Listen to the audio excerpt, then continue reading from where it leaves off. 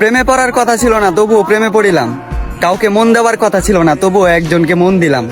বোকা মন আমার আঘাত পেয়ে প্রশ্ন করিল, প্রেম তো করলি, এবার প্রেম থেকে কি শিক্ষা পেলি?